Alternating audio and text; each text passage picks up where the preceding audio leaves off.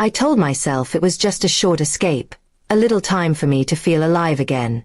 My husband, Daniel, was a good man, but lately, our marriage had been nothing more than routine. Silent dinners, tired mornings, and empty words.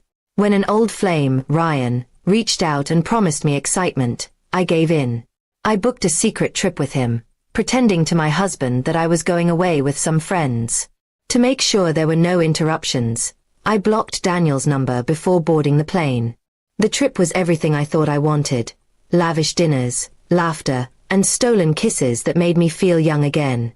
With Ryan, I forgot my responsibilities, my vows, and the man waiting back at home. Every night I convinced myself that this was harmless, that when I came back, I'd slip into my normal life, and Daniel would never know. I believed I was clever enough to hide it. But in quiet moments, guilt knocked on my chest. I ignored it by silencing my phone, avoiding even the thought of checking in with my husband. I didn't want to see his messages, his calls, his concern.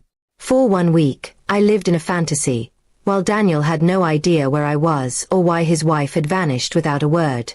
When the trip ended, I felt a strange mix of dread and relief.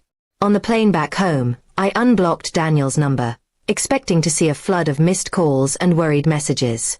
But there was nothing. My stomach tightened, but I told myself maybe he was just giving me space. Maybe he'd scold me later for being unreachable. I walked into our house with a forced smile, ready to pretend everything was normal. But something was off. The place was too quiet. His shoes weren't by the door, his jacket wasn't on the chair, and the scent of his cologne was missing. On the kitchen counter, I found a letter with my name written in his familiar handwriting. My hands trembled as I unfolded it. "Emily," it began, "I don't know where you went or why you shut me out, but your silence told me everything I needed to know. A husband should never have to beg for a place in his wife's life." I waited, I worried, and I realized, I deserve more than being blocked out of your world. By the time you read this, I'll be gone. I won't wait for explanations anymore. Goodbye. The words cut deeper than any confrontation could have. My chest burned, my knees went weak, and I collapsed into a chair. I wanted to call him, to scream that it wasn't what he thought, but I knew it was exactly what he thought. My betrayal had written its truth louder than any defense I could make. Days turned into weeks, and there was no sign of Daniel. He didn't answer my calls, my messages, or the letters I mailed to his parents' house. It was as though he had erased me from his life completely, leaving me to sit in the silence of the home we once shared. I had traded loyalty for temporary excitement, and the cost was permanent. Ryan tried to contact me afterward, but I ignored him. Suddenly, the thrill I once chased felt disgusting. He wasn't a part of my future, and he never had been. All I wanted now was Daniel back, but the more time passed, the clearer it became that he wasn't coming. He had finally chosen himself over me. I remembered the little things I used to take for granted.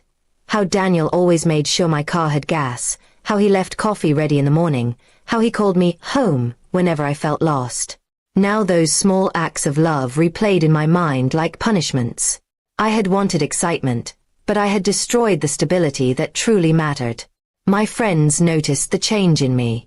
They asked why I looked pale, why my wedding ring was gone. I couldn't admit the truth. I simply said Daniel and I had grown apart. In reality, I had shattered something unbreakable, and he had left before I could beg for forgiveness. Months later, I received divorce papers. They were straightforward, without anger, without bitterness, just finality. He didn't want revenge, he didn't even want to fight. He simply wanted freedom from me. My signature felt like the last nail sealing the coffin of the life we once had. Sometimes at night, I still pick up my phone and stare at his contact, wondering if he ever thinks of me.